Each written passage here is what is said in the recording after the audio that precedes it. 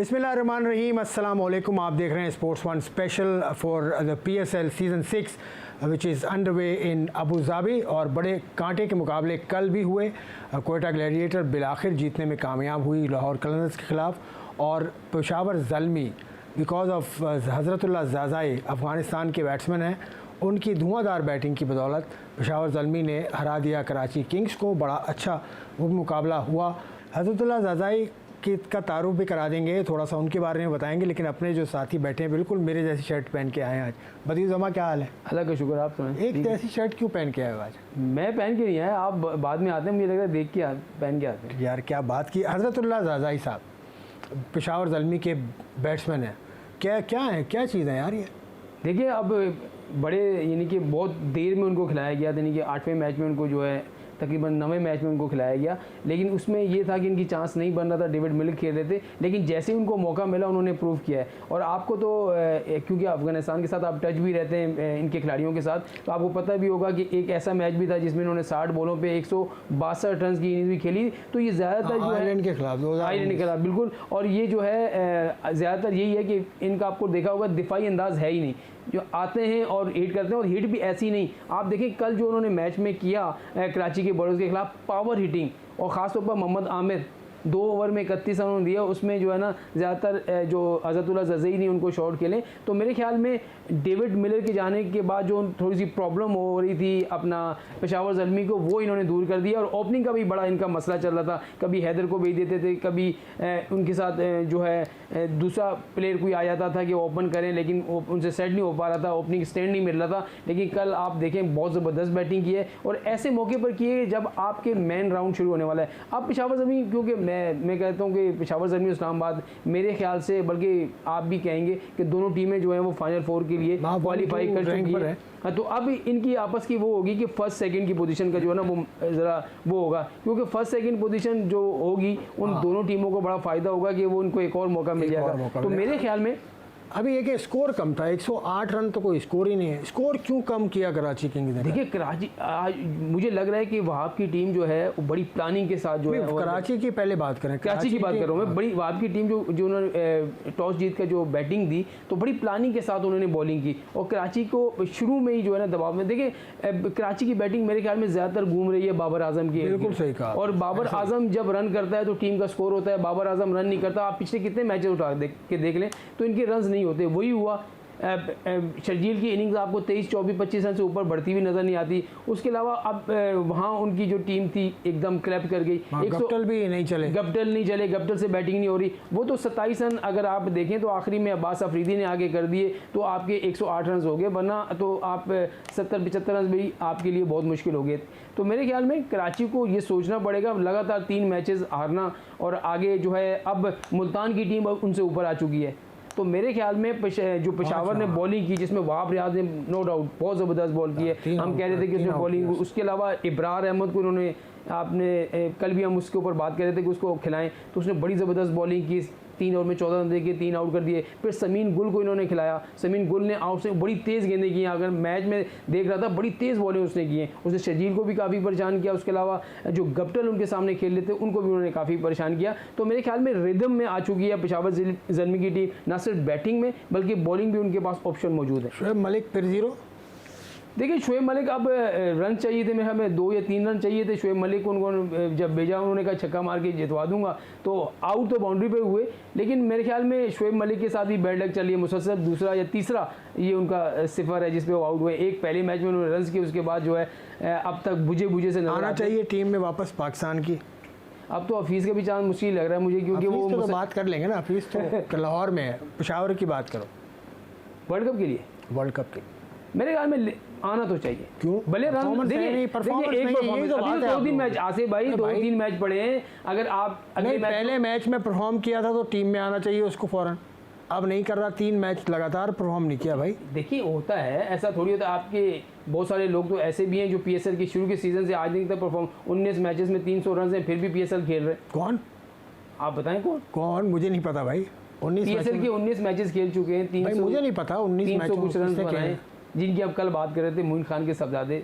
अच्छा, आजम खान वो भी कोयटा ग्लैडिएटर में ना, उन पर भी बात करेंगे। मोइन खान के बारे में कहा जाता है कि वो मतलब उनको साथ ले लेके चल रहे हैं। 2016 से वो PSL का हिस्सा है। बिल्कुल ऐसे। 2016 से जब वो टीम में भी नहीं थे कोयटा ग्लैडिएटर की, जब से वो और उसके अलावा काजिज़म ट्रॉफी या पाकिस्तान कप या दूसरे T20 ये सारे ही मैचेस मुसलसल खेल रहे हैं। ये नहीं होता कि उनको बाहर बिठाया जाए, तो मुसलसल वो सिंध जो टीम है उसके साथ भी मुसलसल मैच खेल रहा है। तो ये किसका कसूर है?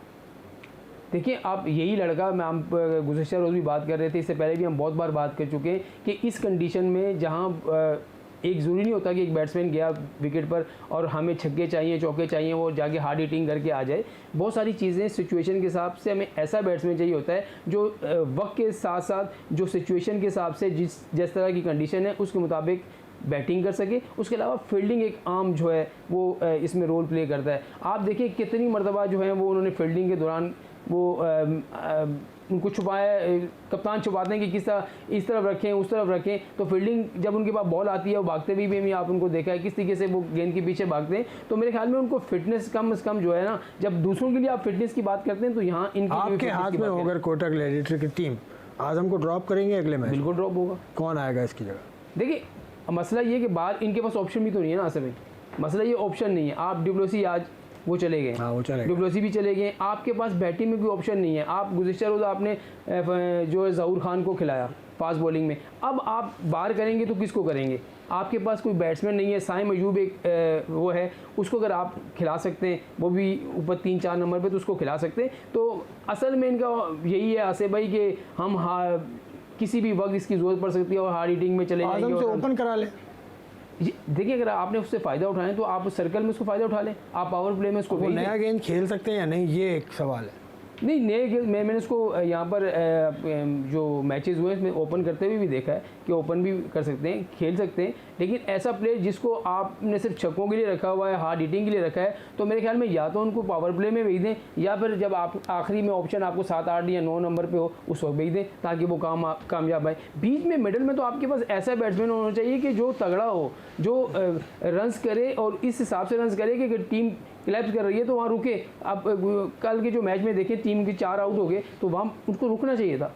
सरफराज आखिर तक गए, 41 बॉलों पे उन्होंने किए 46 रन किए सरफराज ने, तो वहाँ उनको रखना चाहिए। यहाँ 33 रन के बाद वो आउट हो गए, तो वहाँ अगर वो लंबी इनिंग्स खेल जाते ना तो फिर लोग कहते हैं हाँ वाकई यार जो है यहाँ पर ज़रूरत थी, यहाँ टीम अंडर प्रेशर थी और आज़म खान ने रन किए। और उनको एक ही काम है, आते हैं कि मार दाड़ की और चले जाना। तो ये क्रिकेट नहीं है। क्रिकेट चले कहीं जाएंगे नहीं, वो कोयटा ग्लैडिएटर में तो पक्के हैं वो। जहर है। सरफराज का और शाहीन शाह अफरीदी का क्या हुआ था कल? वाकया क्या हुआ था पहले ये बताएं। वाकया तो ये आप मैं मैच देख रहा था, उसमें ये हुआ कि शाहीन शाह अफरीदी काफ़ी अर्से से आप देखेंगे वो विकेट नहीं मिल रही। बहुत सारा जो है ना ओवर वो कभी शॉर्ट बॉल कर रहे होते हैं, कभी कोशिश बहुत करते हैं, जान भी लगा रहे हैं। तो उन्होंने बाउंसर मारा, वो सरफराज के हेलमेट से लग के चली गई। तो वापस जब सरफराज जो है आए हैं अपना बॉलिंग एंड की तरफ, तो वहाँ उन्होंने कोई जुमला कसा।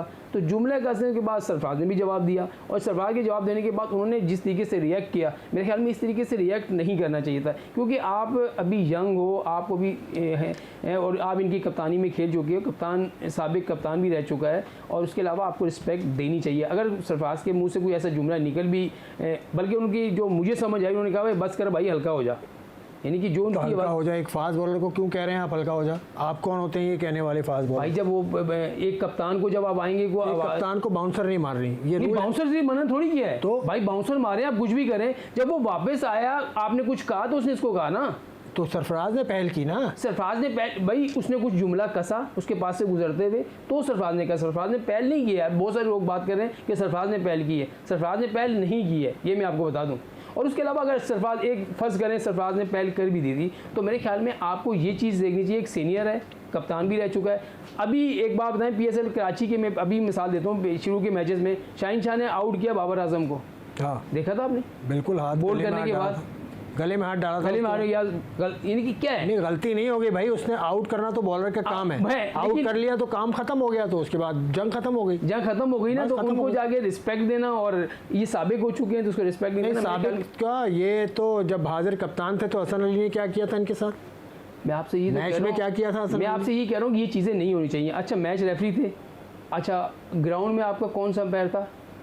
आप ये देखें, अलीम दाद जैसा अंपायर जो रिकॉर्ड एम्पायरिंग कर चुका है, वो भी थे। उनको एक्शन सुनने में मुझे ये आया कि कोयटा ने जो है वो शिकायत की, शिकायत के बाद जो है मैच रफी ने सिर्फ तंबी कर दी, मैच रफी ने बुलाया इनको और शाहीन शाह अफरीदी को माफ़ी दोनों तरफ से किसी ने नहीं मांगी कि उसने माफ़ी कर दी। उन्होंने कहा ठीक है जी, हो गया तो हो गया, खत्म, गलती हो गई। उन्होंने तंबी कर दी कि आइंदा से एहतियात करें।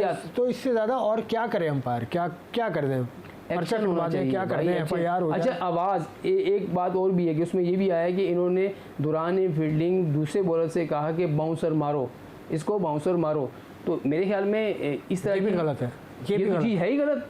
आप एक जोर से फील्डिंग में से आवाज़ दूसरे को मिला, ये तो आप PCB के उसमें अपना ICC के उसमें देखें कि एक प्लेयर अगर किसी को उकसाता है किसी चीज़ पर, तो ये कानून नहीं, ये कानून तो जुर्म नहीं है ना यार। देखो आप में अब शिक पड़े इसकी, उकसाता हो उस काम पे जो कि गलत हो भाई, इसको बाउंसर मारो, इसको बाउंसर मारो, ये तो जायज है, ये तो जायज है भाई, ये तो जायज है यार, ये तो जायज है भाई, ये तो नहीं कह सकता है भाई। ये तो मैं भी सरफराज की बहुत इज्जत करता हूँ और उसके साथ बेहतर होना चाहिए, कप्तान है, सही है, लेकिन ये सब रूल ऑफ द गेम के अंदर। पाकिस्तान क्रिकेट बोर्ड को अगर PSL में इस तरह के वाकयात से, PSL में इससे बड़ा वाकया हो चुका है, शाही अहमद शहजाद और वहाब रियाज के बिल्कुल हुआ है, गालम गलोच हुई है। और वो तो शारजाह में मुझे याद है, मैं उस मैच में बैठा हुआ था उस बार, बल्कि आप भी होंगे। मैं उस मैच में वहीं मैं बैठा हुआ था और वहाँ से हमने जो खबर दी थी उसके बाद कितना वो चीज़ें चली थी। तो मेरे ख्याल में PSL में नहीं होना चाहिए। बहुत आपकी जो है लीग है, आपने अगर इसको कामयाब करना है तो इस चीज़ के वाकयात एक दो खिलाड़ियों के खिलाफ आप एक्शन लेंगे, उसके खिलाफ नहीं करना चाहिए, ये कह रहे हैं आप।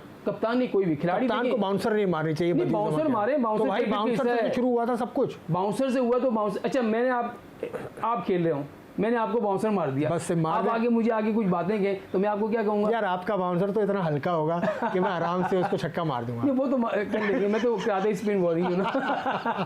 भाई यार चलो आगे चलते हैं, इसी मैच पे रहते हैं। अभी कोयटा ग्लैडिएटर और लाहौर कलंदर्स का मैच है कि इतना स्कोर ज़्यादा नहीं था, लेकिन लाहौर की टीम अब नीचे जाती जा रही है। उनका मिडिल ऑर्डर हफीज़ फिर नहीं चले उनके, और बड़ा मतलब टिम डेविड ने ही उनके रन्स किए हैं, उसी ने रन किए। तो यहाँ पर ये था कि शुरू में जब टॉस जीत के उन्होंने बैटिंग दी कोयटा की जब बैटिंग थी तो एक मौके पे तो ऐसा लग रहा था कि कोयटा की टीम जो है वो 150 भी नहीं कर पाएगी, 130-135 पे आउट हो जाएगी। लेकिन उन्होंने वहाँ इतने रन्स कर लिए थे 158। लेकिन जहाँ तक उनकी बॉलिंग जिस तरीके से पिछले मैचेस में चल रही थी, सबको यही था कि जैसी स्ट्रॉन्ग बैटिंग लाइनअप है लाहौर की, तो सबको यही था कि आराम से लाहौर की टीम जी जाएगी। लेकिन यहाँ पर आप देखें कि कोयटा की टीम ने जो है ना, सबसे जो मोहम्मद नवाज़ थे उन्होंने बड़ी अच्छी बॉलिंग की, इसमें कोई शक नहीं है, बहुत ज़बरदस्त बॉलिंग। फिर उस्मान शनवारी ने जो है बड़ी ज़बरदस्त, यानी कि वो आते थे जिस तरीके से उनको रन्स बनते थे वो उन्होंने अपने आप को कंट्रोल किया है और सूरत-ए-हाल के मुताबिक देख के ज़्यादा तेज़ गेंद करने की कोशिश नहीं की है, बल्कि देख रहे होंगे कि लाइन और लेंथ पर उन्होंने बॉलिंग की है, उसमें वो कामयाब हुए। तो असनैन ने बड़ी अच्छी बॉलिंग की, एक आखिरी में उनको जो है 14-15 रन बन गए। लेकिन मेरे ख्याल में ओवरऑल कोयटा की कल के मैच में फील्डिंग भी अच्छी थी और बॉलिंग भी अच्छी थी। उन्होंने जो मैच जीता है वो अपनी बॉलिंग से जीता है, क्योंकि बैटिंग में इतने रन, और ख़ासतौर पर लाहौर की टीम मुसलसल दूसरा 2 मैच जीतने के बाद 2 मैच हार चुकी है। अब उनका जो टॉप ऑर्डर है जिसमें उनके कप्तान हैं उनसे भी रन नहीं हो रहे, फ़खर जमान है उनसे रन नहीं हो रहे, हफीज़ से रन नहीं हो रहे, बेन डंक को देखें कि कल जिस तरीके से वो आउट हुए, 1-2 बार तो बचे, उसके बाद जिस तरीके से वो आउट हुए, टिम डेविड एक आगे उसने 46 रन किए। तो मेरे ख्याल में अब गलती की गुंजाइश किसी टीम के पास नहीं है। अब कोयटा की क्या पोजीशन है अब टेबल? देखिए अब बातें तो हो रही हैं जी, कोयटा की टीम जो है वो मुसलसल, देखिए कोयटा के 8 मैच हो चुके हैं, ठीक है, 2 मैच बाकी हैं। 2 मैच जीतने के बाद उनके जो पॉइंट होंगे वो 8 पॉइंट होंगे। 8 पॉइंट के बाद आपने फिर रन रेट भी सही करना है। इस वक्त आपका -1.467 जो है वो रन रेट है। और अब जो सारा मसला आ गया वो कराची के साथ है। कराची की टीम 8 मैचेस के बाद 6 पॉइंट्स पे मौजूद है, उनके भी 2 मैचेस बाकी हैं। मुल्तान की टीम उनसे ऊपर आ चुकी है। आज अगर मुल्तान की टीम जीत जाती है, मुल्तान की टीम और अच्छी हो जाएगी पोजीशन उसका रन रेट भी इन दोनों टीमों से अच्छा है, कोयटा से भी अच्छा है, कराची से भी अच्छा है, तो उसकी पोजीशन जो है बहुत अच्छी हो जाएगी। फिर जो मुल्तान और कराची का मैच होगा वो एक ऐसा मैच होगा, उन दोनों में से जो टीम जीतेगी ना वो ऊपर आ सकती है। मुझे लग रहा है कोयटा बिल्कुल, आप इतना कह सकते हैं 90-10 इतना कह सकते हैं कि हो सकती है, वो भी इस सिचुएशन में कि बड़े रन्स कर दें, अपना रन रेट भी बेहतर करें और मैच आउट क्लास के जीते। उसके अलावा कराची मुसलसल मैच हारे या फिर मुल्तान की टीम मुसलसल मैच हारे। ये मुल्तान की टीम के तो अब पॉइंट्स हो गए हैं, इतने तो हो गए हैं। देखिए मुल्तान के 7 मैचेस में 6 पॉइंट है, ठीक है, उनका रन रेट प्लस में जा रहा है। 3 मैच उनके बाकी हैं, तीनों मैचों में अगर तीनों जीतते हैं उनको 12 पॉइंट हो जाएंगे, 2 जीतते हैं उनके 10 पॉइंट हो जाएंगे। और इस वक्त जो 3 टीमें टॉप पर हैं, इस्लामाबाद, जो है वो भी 12 पॉइंट के साथ है, पेशावर 10 पॉइंट के साथ है, लाहौर 10 पॉइंट के साथ है। ये 3 टीमों को आप हटा दें, अब पेशावर का सिर्फ एक ही मैच है, एक मैच बचता है, 10 मैच के बाद उनका अब देखते हैं अगर जीतते हैं तो उनके भी 12 पॉइंट हो जाएंगे, हारते हैं तो फिर भी दूसरी जो 3 टीमें उनसे अच्छे इनके पॉइंट्स हैं। तो मेरे ख्याल में अब जो मुकाबला है मुल्तान सुल्तान, कराची और पेशावर और कोयटा के पेशावर तो कितनी कोयटा तो आउट हो गई ना, कोयटा इन्हीं में 2 टीमें हैं, मुल्तान और कराची चौथी टीम के लिए। यहाँ मुल्तान अगर मैच लूज करती है अपने सारे पॉइंट टेबल को हम ज़रा डिटेल में डिस्कस करेंगे थोड़ा सा, और क्या हो सकता है कोयटा के फैंस के लिए। एक ब्रेक लेते हैं, ब्रेक के बाद विल सी यू अगेन।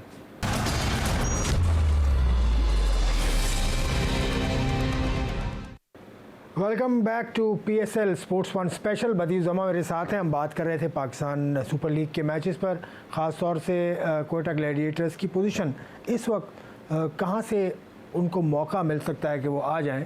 बदी जमा ने तो कह दिया बहुत मुश्किल है चांस, लेकिन फिर भी कुछ तो उम्मीद दिलाओ यार। देखिए अब आसिफ भाई मैंने जो भी पॉइंट्स टेबल आपको बताएं, इसमें जो है 8 मैचेस में आपके 4 पॉइंट हैं और आप माइनस में हैं, तो 2 मैच अगर आप जीते भी हैं तो फिर आपके जाकर 8 पॉइंट होते हैं। और इस वक्त 3 टीमें ऐसी हैं जो 12, 10 पॉइंट के साथ खड़ी हैं। उसके अलावा मुल्तान सुल्तान के अभी 3 मैच बाकी हैं, फिर उसके अलावा जो कराची के 2 मैच बाकी हैं। तो अगर इनका मकसद ये है कि भाई यहाँ पर मुल्तान सुल्तान की टीम मुसलसल मैच हारे, कराची की टीम मुसलसल मैच हारे, तो एक चांस इनके पास है कि ऊपर आ सकते हैं, वो भी इस सूरत में कि इनका रन रेट भी बेहतर हो।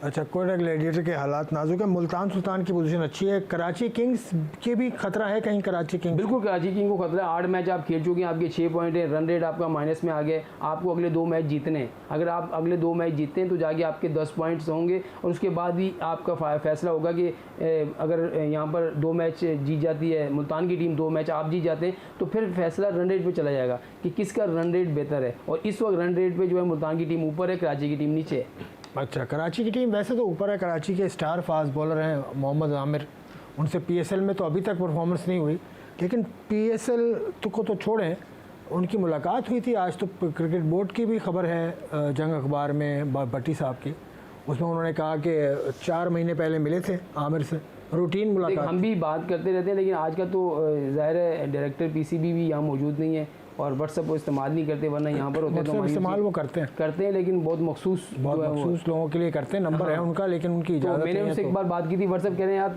मैं व्हाट्सएप पे तुम मुझे मैसेज कर दोगे, तुम्हारी मेरी मैसेज पे बात हो जाएगी, तो फ़ोन जो तुम करते हो ना मेरी तुम्हारी हेलो हाई हो जाती है, वो ज़्यादा अच्छा है। मैंने कहा ये आप सही कह रहे हैं। दूसरा ये कि आप देखें एक ऐसा बयान दे दिया कि ये रूटीन की मुलाकात थी, और आज नहीं बल्कि 4 साढ़े 4 महीने पहले हुई थी। रूटीन की मुलाकात क्या होती है, मैंने ये मुझे बता दें कि रूटीन की मुलाकात क्या होती है कि मैं रास्ते से गुजर रहा हूँ, सोचा आमिर के घर चला जाऊँ, वहाँ गाड़ी खड़ी की और मैं अंदर चला गया, रूटीन की मुलाकात हो गई। ये रूटीन की मुलाकात है, अब किसको क्या बताना चाह रहे हैं ये समझ नहीं आई। भाई छुपाना चाह रहे हैं, असल में मेरा ख्याल ये है, एक खबर निकल गई आमिर के मुँह से तो अब उसको छुपा रहे हैं। कभी भी क्रिकेट बोर्ड का चीफ एग्जीक्यूटिव किसी के घर अगर गया है, मुझे याद नहीं, सरफराज अहमद, अब सरफराज अहमद के आप घर नहीं गए थे, आप फैसलाबाद में, सरफराज अहमद वहाँ पर मैच खेल रहा था। बिल्कुल, सरफराज अहमद फैसलाबाद का नहीं है, फैसलाबाद में नहीं रहता सरफराज, नहीं सरफराज, वही तो मैं कह रहा हूँ, वहाँ मैच हो रहे थे जब कप्तानी से इसको हटाया गया था। आपको याद होगा कि वहाँ पर T20 कब चल रहा था, तो सरफराज अहमद वहाँ मौजूद थे, तो ये फैसलाबाद गए थे जब उनकी ग्राउंड में उनसे मुलाकात हुई थी, उन्होंने ये बात हुई थी। ये नहीं था कि कवर करने की कोशिश कर रहे हैं आपके ख्याल में? कवर कर रहे हैं ना, ये मसला ये कि कवर कर रहे हैं। अब उनको हो सकता है इन्होंने यकीन दहानी करा दी हो कि हम आपको खिलाएंगे, लेकिन उनकी परफॉर्मेंस 0 से 0 होती जा रही है। जब परफॉर्मेंस थी आपने नई टीम में लिया, अब परफॉर्मेंस उस पर निशान है, और ख़ुद भी कह चुके हैं कि PSL की परफॉर्मेंस से टीम में जो है ना ये सही नहीं है, आपने खुद भी सुना होगा। तो आप PSL में भी आपकी परफॉर्मेंस नहीं है भाई, अगर PSL में परफॉर्मेंस आप देते फिर आपकी कोई बात होती, इसके बाद तो आप यहाँ से जाएंगे तो आप तो टीमों का ऐलान वैसे इंग्लैंड के लिए हो चुका, वर्ल्ड कप के लिए वही टीम जाएगी। यही है कि जो इंग्लैंड में टीम खेलेगी वही हमारी फाइनल टीम होगी जो T20 वर्ल्ड कप खेलेगी। तो मेरे ख्याल में अब बातें इतनी निकल चुकी हैं कि अब चीफ एग्जीक्यूटिव को भी सोचना होगा कि इस तरह की मुलाकात करने से पहले लोगों को बता दिया जाए, या फिर मुलाकात ऐसे की जाए जैसे लोग करते हैं, चीफ एग्जीक्यूटिव के पास खिलाड़ी आए, ये ना कि चीफ एग्जीक्यूटिव के पास खिलाड़ी को आना चाहिए था। आमिर से मुलाकात करने की इतनी ही अगर ख्वाहिश थी तो अपने घर बुला लेते उसको, बिल्कुल ऐसे ही दोनों बरतानिया में घर से बुला लेते, यानी ऑफिस बुला लेते अपने, बिल्कुल ऐसे। लेकिन वो वर्क फ्रॉम होम चल रहा था ना उनका उस वक्त, वही तो मैं कह रहा हूँ, तो हो सकता है उनके घर के पास से गुजरे, उन्होंने गाड़ी खड़ी की, उन्होंने कहा चाय नहीं, ये वाय बात पी ठीक नहीं है, वैसे ठीक नहीं है ये बात, मेरे ख्याल में तो ये ठीक नहीं है, प्रोफेशनल अंदाज ये नहीं है। बिल्कुल आप सही कह रहे हैं। देखिए क्रिकेट है, इसमें अगर आप हर एक खिलाड़ी से या हर के ऐसे खिलाड़ी से मिलना शुरू कर दें तो फिर लोग बातें करेंगे, भाई आप आमिर जब ने जो रिटायरमेंट का ऐलान किया था और आप उसको मनाने घर चले गए थे, इसने भी रिटायरमेंट की है, कल वहाब रियाज के बाद भी आप चले जाएँ, ठीक है। और अब पाकिस्तान क्रिकेट बोर्ड इसको भी वो कह रहा है कि इसमें ऐसा कुछ नहीं है कि हम मिसबाह की बात को वो कर रहे हैं या वकार यूनुस की बात को वो कर रहे हैं, ये तो एक रूटीन की मुलाकात पूछ ले मिसबा से एक दफ़ा, फिर पूछ ले मिसबा के घर भी चले जाएँ। बिल्कुल ऐसे ही मिसबा के घर जाएं। वकार यूनुस भी आ गए होंगे ऑस्ट्रेलिया में, आपके लिए ऑस्ट्रेलिया जाना कोई मसला नहीं, ऑस्ट्रेलिया से निकल गए वकार यूनुस, ये भी एक खबर है, कल निकले हैं वो, उनकी जो वाइफ है उनकी तबीयत अब बेहतर है, बहुत बेहतर है, तो वो कल ऑस्ट्रेलिया से निकले हैं लाहौर के लिए, और आके वो कैंप ज्वाइन करेंगे। बिल्कुल ऐसे ही, बिल्कुल। क्योंकि आज एक और भी है कि आज जो खिलाड़ी जो दौरा इंग्लैंड के लिए जो खिलाड़ी हैं जो यहाँ मौजूद हैं, उनकी आज घरों में कोविड टेस्टिंग भी हुई है, और उसके बाद उनको 20 तारीख को कह दिया कि आप 20 तारीख को जो है वो होटल ज्वाइन करें, फिर वहाँ उनकी दूसरी टेस्टिंग होगी, और फिर एक ऐसे ही शेड्यूल है कि भाई 23 तारीख को तीसरी टेस्टिंग के बाद जो है वो 3 दिन तक यहाँ पर आइसोलेशन में रहेंगे। फिर यहीं से इन्होंने चार्टर तैयार किया है, जो अबू धाबी अपना यूएई जाएगा, यूएई में जो PSL के खिलाड़ी जो टीम में है वो वहीं से उनको ज्वाइन करेंगे और यहाँ से वो इंग्लैंड के लिए रवाना हो जाएंगे। ये एक चलें, ये तो सही है। अब ये पाकिस्तान क्रिकेट बोर्ड ने जो भी किया, क्रिकेट बोर्ड ठीक चल रहा है आपके ख्याल में? ठीक है, देखे ना, एक चेयरमैन PCB को ये नहीं पता कि वो क्या कर रहे हैं, चीफ एग्जीक्यूटिव को ये नहीं पता कि वो क्या कर रहे हैं। मसला ये है कि जब आप किसी भी फैसले पर, किसी भी जो भी होंगे उस पर एक पेज पर नहीं होंगे, क्या होगा। अभी एहसान मानी भी बरतानिया में ही थे, वो भी बरतानिया में ही थे, अभी चेयरमैन साहब लाहौर में, और वो वसीम खान जो है UAE में। तो मेरे ख्याल में जब यहाँ आएंगे आपको बैठकर इस तरह की बातें करनी चाहिए कि बोर्ड पे बहुत बातें होने लगी हैं, खिलाड़ियों के मामले में भी, टीम सिलेक्शन के मामले में भी, PSL में भी बहुत सारी जो आपके पीछे मिस्टेक हो चुकी हैं, और आइंदा आपने 7वां एडिशन कैसे कराना है, इस पर भी आपको मिलकर बातें करनी चाहिए, मिलकर जो है ना कुछ तरीके की प्लान बनाना चाहिए। आपकी टीम T20 वर्ल्ड कप खेलने जा रही है, अभी तक आपने यही नहीं डिसाइड किया कि हमारे पास कौन सी मेडल ऑर्डर होंगे जिनको आप लेके जाएंगे, क्योंकि आप मेडल ऑर्डर पर तो क्लैप्स कर रहे हैं। तो जब तक आपके पास तगड़ी टीम नहीं होगी, कल हारेगी, फिर वही मिसबाह अलग जो है उसका कसूरवार हो जाएगा, फिर वो बॉलिंग कोच पे बातें हो जाएंगी, बॉलिंग कोच ने कुछ सिखाया नहीं है। देखिए इस लेवल पर आकर आसिफ भाई, ना ही बॉलर को सिखाया जाता है और ना ही बैट्समैन को सिखाया जाता है, यहाँ सिर्फ बताया जाता है कि ऐसे आपने जो है वो उनको ज़हनी तौर पर जो है पक्का किया जाता है कि आपने ग्राउंड में ऐसे खेलना है। बैट लेके कोई मिसबाह अलग तो ग्राउंड में नहीं जा सकता, या बॉल लेके वकार यूनुस जो है वो मैदान में उनकी जगह तो नहीं खेल सकता। तो यहाँ आपको ये करना पड़ेगा कि आप चेयरमैन PCB हों या चीफ एग्जीक्यूटिव हों, वो बुलाएं खिलाड़ियों को भी, कप्तान को भी, हेड कोच को भी, सबको इस तरीके की ये करें कि भाई हमने जीतने के लिए खेले हैं तो कम्बिनेशन बनाना होगा, ये नहीं कि एक इधर जाए एक उधर जाए। तो ये चीज़ें सोचनी पड़ेगी पाकिस्तान के बोर्ड को, क्योंकि बहुत सारी बातें मीडिया में भी हो रही हैं, बाहर भी लोग भी कर रहे हैं, और आपको खुद सोच लें कि बाद जो तजियाकार बैठे होते हैं, जो कि नहीं तजियाकार ही नहीं बल्कि साबिक क्रिकेट के ऑफिशियल जो हैं वो लोग तो परसों मुजाहरा किया। देख लें, अब देखें वही लोग जो पाकिस्तान क्रिकेट बोर्ड में पहले थे, अब वही लोग जाके वहाँ पर मुजाहरे कर भी रहे हैं और करवा भी रहे हैं, तो इसके क्या ताल्लुक। तो वो कह रहे हैं 2014 का आइन बहाल किया जाए। देखिए 2014 का आइन बहाल किया जाए वो तो सही है, करें आइन बहाल, लेकिन इस क्रिकेट बोर्ड को ये भी तो सोचना चाहिए था कि ये चीज़ें हम करने जा रहे हैं, क्लब क्रिकेट वाली एसोसिएशन की जो हम मैचेस करवाने जा रहे हैं, इस पर हम लोगों को ऑन बोर्ड तो लें। आपने किसी को बताया नहीं, किसी भी जो अपना सिटी एसोसिएशन की टीम है उसको पता ही नहीं है कि हमने कब खेलना है, कहाँ खेलना है, हमारे खिलाड़ी को घर में नहीं गए ना उनके बताने। वसीम खान साहब तो घर जाते हैं बताने वो तो सीधी बात। चले खिलाड़ी जो क्रिकेट जिस बेस पे खड़ी है ना पैरों पे आपके, वो एसोसिएशन है और वो उसके नीचे क्लब्स हैं, उनके में से किसी के घर आपने गए। जब से आपने इतने बड़े बड़े नाम रख लिए हैं, डायरेक्टर भी रख लिए हैं, आपने हाई परफॉर्मेंस में बड़े बड़े कोचेस भी रख लिए हैं, आपने कोचेस को भी सिखाने वाला कोच भी रख लिया है, तो मेरे ख्याल में तो फिर आप कर क्या रहे हैं? आप तक मुझे बताएं क्या करें, आपकी कौन सी बेहतरी आई डोमेस्टिक क्रिकेट में, कौन सी बेहतरी आपने जो है देख ली पाकिस्तान कप में, कायद-ए-आज़म ट्रॉफी में कौन सी बेहतरी आपने देख ली? वही चीज़ें सब चल रही हैं। पिचेस का आपने कहा था कि हम पिचेस को जो है वो म्यारी बनाएंगे ये ताकि बॉलर्स के लिए भी वैसे ही हो, बैट्समैन के लिए यहाँ रन्स के अंबार लग जाते हैं, बॉलर जो है विकेट के लिए तरसता रहता है। तो मेरे ख्याल में आपको सबसे पहले तो पिचेस के बारे में सोचना होगा कि हम जब इंग्लैंड जा रहे हैं तो वहाँ की कंडीशन कैसी होगी, वैसी पिचेस भी होनी चाहिए। हम ऑस्ट्रेलिया जा रहे हैं, जनूबी अफ्रीका जा रहे हैं, तो कंडीशन को देख के आप इस पर तो बात करें। आप खिलाड़ियों पर या अपने आप पे पैसा तो बहुत खर्च कर रहे हैं, टूर करे जा रहे हैं, टूर पे टूर करे जा रहे हैं, लेकिन ग्रास रूट और ग्राउंड्स के ऊपर आप अभी तक काम नहीं कर पाए। पिंडी का स्टेडियम है, वहाँ पर आपने क्या किया, बोला था आपने लेकिन हुआ कुछ नहीं। फिर आपका जो ये मुल्तान वाला स्टेडियम है वैसे ही है, उस पर पिचेस आपने बनाई। नेशनल स्टेडियम को आप देख लें, तो मेरे ख्याल में यहाँ पर आपको ग्राउंड में काम करना पड़ेगा, पिचेस पे काम करेगा। जो आपकी मशीनरी है, इक्विपमेंट है, बहुत पुराना है, इसको जदीद करना पड़ेगा ताकि आप जदीद क्रिकेट के साथ शामिल तो हो सकें। चलें, बड़ी अच्छी बात कर रहे हैं बदीज़ जमा। इस पे आ जाए PSL पे। आज का मुकाबला मुल्तान सुल्तान और कोयटा ग्लैडिएटर्स। कोयटा ग्लैडिएटर एक मैच जीते हुए हैं, पिछला मैच बड़े अरसे के बाद जीते हैं, तो आज के मुकाबले में क्या तवक्को है आपको? मेरे ख्याल में मुल्तान की टीम जो है ज़्यादा तगड़ी है और उसका कप्तान जो है वो भी मुसलसल परफॉर्म कर रहा है, फ्रंट से लीड कर रहा है। तो हमेशा से ये होता है किसी भी टीम के लिए उसका कप्तान परफॉर्मेंस कर रहा हो और फ्रंट से लीड कर रहा हो, फैसले उसके अच्छे हों, तो वो टीम जो है उसको ज़्यादा जो है एज हासिल होता है। तो इस वक्त रिजवान को एज हासिल होगा बनिस्बत सरफराज के, क्योंकि सरफराज की टीम एक मैच जीती ज़रूर है, लेकिन मुल्तान ने वहाँ जाके जो जिस तरीके से आपने देखा कि तीनों मैच जीते हैं, तो मेरे ख्याल में उनको उनकी बैटिंग भी परफॉर्म कर रही है। सारे ही रिजवान हों, शुएब मकसूद हों, रेली रसू हों, ये सभी परफॉर्म कर रहे हैं। चलो ठीक है, और बात करेंगे इस मुकाबले पे मुल्तान सुल्तान और कोयटा ग्लैडिएटर्स के इस ब्रेक के बाद।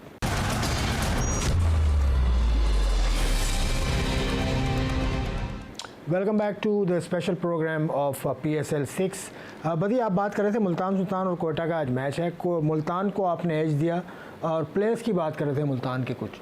मैं वही कह रहा हूँ कि मुल्तान के पास शुएब मकसूद है, उसके अलावा रेले रेसो हैं, खुशदिल शाह हैं, इटमायर हैं, तो इनके बाद बैटिंग जो है बड़ी ज़बरदस्त है। उसके अलावा बॉलिंग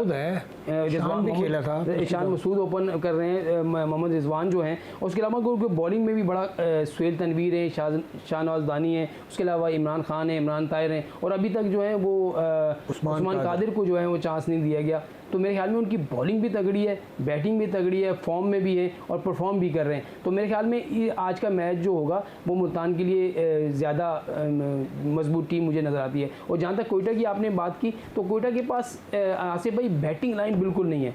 बैटिंग में आप देखें उनके जो बैट्समैन थे ये वो वाली कोयटा नहीं है जब कभी इसके में पीटरसन शामिल थे, कभी KP होते थे, कभी अहमद शहजाद होते थे, शेन वॉटसन होते थे, तो उमर अकमल। तो ये वो टीम नहीं है कि अब इनकी बैटिंग ऐसी हो कि हम कहेंगे जी 3 आउट होंगे तो अगले रन कर दें। इनके पास बैटिंग बिल्कुल भी नहीं है। आप देखें जैक वेदर है, उसके बाद उस्मान खान जो है वो पहली बार ही PSL खेले, उनमें भी वो इस तरह का मुसलसल। जैक वेदर ने अभी रन किए ना, सिर्फ 48 रन उन्होंने इस मैच में।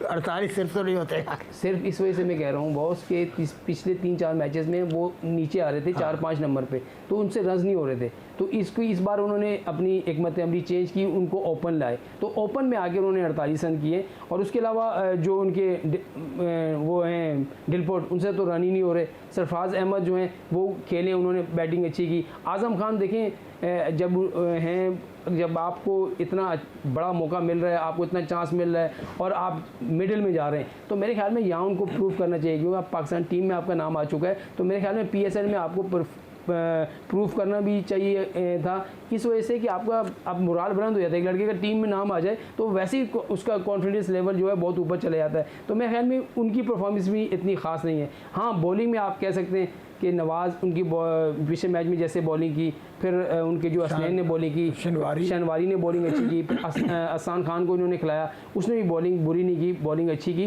तो ज़रूर है, लेकिन उनकी बैटिंग में ज़्यादा एडवांटेज जो है वो मुल्तान को है कि उनके पास बैटिंग नहीं है और ना ही इनके पास ऑप्शन है। एक ऑप्शन है कि साइम अयूब को इन करें और किसी एक को बाहर निकालें, और क्योंकि जो रिज़र्व खिलाड़ी है उसमें भी कोई बैट्समैन नहीं है जिसको ये इन कर सके। नहीं, साइम अयूब अगर आता हुआ नज़र आता है तो उस्मान की जगह आता है। मैं वही अगर आता है तो वही उस्मान को बाहर करेंगे तो फिर वो साइम अयूब आएगा। तो बाकी आपके पास मिडिल में ऐसा कोई बैट्समैन है नहीं जिसको आप ऊपर करें। आप 6 नंबर पे बैटिंग तो आप जो है वो अपना नवाज से कर रहे हैं, 7 नंबर पे असान खान से बैटिंग कर रहे हैं, तो आपके वो ऑप्शन नहीं है। अच्छा, और दूसरा वो जो लेग स्पिनर है इनका जाहिद महमूद, ज़ाहिद महमूद मुझे नहीं लग रहा कि उसको इन करेंगे, क्योंकि हसन खान ने जिस तरीके से बॉलिंग की है तो 2 स्पिनर के साथ ही जाएंगे ये। हसन खान हो गया और मोहम्मद नवाज हो गया, 2 स्पिनर हैं, बाकी 3 इनके पास फास्ट बॉलर हैं। जहूर खान को भी पिछले मैच में इन्होंने खिलाया, तो 3 फास्ट बॉलर 2 स्पिनर के साथ जाएंगे। और मुझे नजर नहीं आ रही, मुझे नहीं लग रहा कि वो उसको ज़ाहिद महमूद को खिलाएंगे, क्योंकि ज़ाहिद महमूद ने जिस तरीके से 2 मैचेस में परफॉर्मेंस दी है वो बिल्कुल ही। उसका कॉन्फिडेंस क्यों डाउन हुआ है ज़ाहिद महमूद का? हालांकि T20 डेब्यू उसका अच्छा था। देखिए, आप टीमें भी होती हैं और खिलाड़ियों का भी फ़र्क पड़ता है। दूसरा ये है कि जब तक आप प्रेशर नहीं लेते हैं, जिस खिलाड़ी ने बॉलर्स हो या बैट्समैन हो, उसने प्रेशर ले लिया तो वो दब जाता है। आसिफ भाई जो प्रेशर के बगैर खेलता, आप देखें इब्रार अहमद आए पेशावर के, आते ही उन्होंने बड़ी ज़बरदस्त, आप मैं मैच देख रहा था, बड़ी ज़बरदस्त बॉलिंग की। उनके पास गुगली भी है, उनके पास लेग स्पिन भी उनकी बॉल हो रही थी, और एक उन्होंने जश्न भी कोई जो है मनाया। तो किसी से पूछा, आज इंटरव्यू में कह रहे थे कि मेरा ये स्टाइल, मैं हूँ स्पिनर लेकिन मैं शुएब अख्तर के बाउंसर से जो है वो मुतासिर था, तो उन्हीं की तरह सेलिब्रेशन कर रहा हूँ। अबरार ने कराची किंग्स से शुरू किया था। बिल्कुल, कराची किंग्स से शुरू किया और उसके बाद ये सिंध की सेकंड 11 की तरफ से खेले इस सीज़न में, और बहुत अच्छी बॉलिंग की थी। लेकिन सेकंड 11 में गेंद दूसरा था, ये आपको पता होगा। बॉल का फर्स्ट 11 में ड्यूक का, फर्स्ट 11 में कबूरा था। फर्स्ट 11 में भी इनको लेकर आए, इतनी अच्छी परफॉर्मेंस नहीं थी, लेकिन अच्छा प्रॉस्पेक्ट है। देखिए, इन्होंने सबसे बड़ी बात ये है कि इन्होंने चांस दिया इसको, पेशावर ने चांस दिया उनको। अब मुल्तान पे आ जाएं क्विकली, मुल्तान को क्या करना होगा आज का मैच जीतने के लिए? देखिए, जो भी टीम यहाँ पर टॉस जीतेगी ना आसिफ भाई, वो तो बॉलिंग ही करेगी। जो भी टीम टॉस जीतेगी बॉलिंग करेगी, क्योंकि एडवांटेज वही है, एक ही मैच है ना। तो पहला जो होगा, पहली इनिंग्स होगी वो दिन में होगी, फिर दूसरी इनिंग्स रात में चली जाएगी। तो मेरे ख्याल में जो टीम होगी वो टॉस जीतकर पहले बॉलिंग करेगी। दिन में नहीं है, अब तो खैर रात में है ना मैच, एक ही मैच है ना, एक ही मैच, बिल्कुल सही कह रहे हैं। तो उसमें भी यही होगा कि ड्यू फैक्टर रात का, जब मैच होता है रात को 9 बजे वाला मैच, तो उसमें आखिरी की बैटिंग में जो है ना ड्यू फैक्टर ज़्यादा हो जाता है, ओस बढ़ जाती है। तो उसमें भी ये होता है कि जो बैट्समैन है वो खुल के खेलते हैं। पिछले मैच में आपने देखा जब इस्लामाबाद ने जीता कराची के ख़िलाफ़, तो उनको कोई प्रॉब्लम नहीं हुई। तो मेरे ख्याल में मुल्तान की टीम ज़्यादा तगड़ी है बनिस्बत कोयटा के। कोई तब्दीली मुल्तान की टीम में? मुल्तान की टीम में मुझे नहीं लग रहा, क्योंकि शान मसूद को इन्होंने चांस दिया है। शान मसूद के साथ ही और मोहम्मद रिजवान के साथ ही ओपन करेंगे, और बाकी टीम तो उनके सारे प्लेयर ऐसे हैं जो मुसलसल परफॉर्म कर रहे हैं, और बॉलिंग में भी उनकी ऐसे ही है कि सारे ही परफॉर्म कर रहे हैं। किसी को मुझे नहीं लग रहा कि उस कॉम्बिनेशन को छोड़ेंगे। मौका नज़र आ रहा है कि उसको बड़े मैच से पहले मौका दे दें आज? देखिए, हो सकता है कि इमरान ताहिर की जगह आज उस्मान कादिर को चांस दे दिया जाए, क्योंकि बातें हो रही हैं कि उनको। ये बातें कौन करता है यार? मैं सुनता रहता हूँ और पढ़ता भी रहता हूँ। कौन है ये बातें हो रही हैं? क्रिकेटर। दूसरा क्रिकेटर क्या बात है, आपसे आगे बातें करते हैं। क्रिकेटर ये कह रहे हैं कि भाई हमें हैरत हुई है कि उस्मान कादिर को अब तक मैच क्यों नहीं खिलाया गया। तो मुझे भी ये सब बात उन्होंने सही की कि अब मैं भी कह रहा हूँ कि मैच क्यों नहीं खिलाया गया उस्मान कादिर। ऐसा है कि आप मुसलसल उसको पाकिस्तान टीम के साथ भी रख रहे हैं, तो मेरे ख्याल में यहाँ उसको, और उसके अलावा इंग्लैंड की जो सीरीज़ है उसमें भी है, तो यहाँ उनको आप आजमाएँ, बॉलिंग करवाएं उससे। तो मेरे ख्याल में जीत की तरफ ज़्यादा वो जा रहे हैं, इस वजह से पोजीशन अपनी सिक्योर कर लें। अच्छा, एक और कादिर के होते हुए भी तो उनकी पोजीशन अच्छी नहीं। एक और बात ये बता दूं कि उस्मान कादिर अगर आप लेग स्पिन बॉलिंग के साथ बैटिंग भी अच्छी करते, इमरान ताहिर की बनिस्बत उस्मान कादिर की बैटिंग बहुत अच्छी है। तो अभी पोजीशन के यही आते भाई, इनके पास 3 मैच हैं, 6 पॉइंट हैं। अगर 3 में से ये 2 मैच भी जीत जाते हैं तो मुल्तान की टीम ऊपर आ जाएगी। नहीं, उस्मान कादिर का बनता है चांस आपके ख्याल में? बिल्कुल बनता है, क्योंकि परफॉर्मेंस उन्होंने दी है, ये पाकिस्तान की तरफ से भी पाकिस्तान का नंबर 1 लेग स्पिनर है पाकिस्तान का वाइट बॉल में। तो इस वक्त वही तो मैं कह रहा हूँ कि उनको चांस देना चाहिए, और आज के मैच में मेरे ख्याल में इमरान ताहिर की जगह उनको मौका मिलना चाहिए। शाहनवाज धानी को कैसा देखते हैं आप? ज़बरदस्त है, इसमें कोई शक नहीं है। क्या अच्छी बात है इसमें?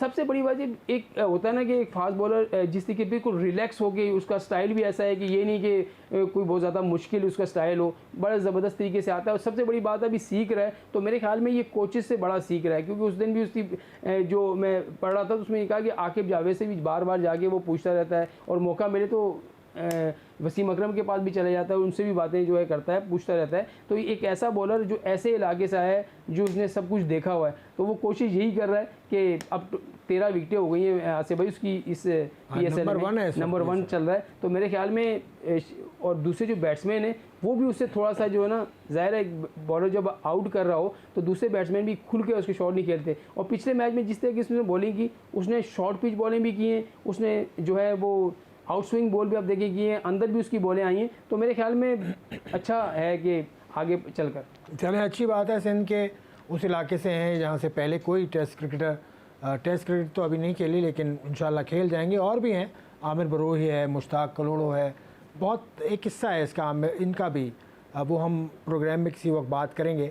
अभी प्रोग्राम का वक्त ख़त्म हो चुका है, तो हमें इजाज़त दीजिए। कल इंशाअल्लाह फिर हाज़िर होंगे। खुदा हाफ़िज़।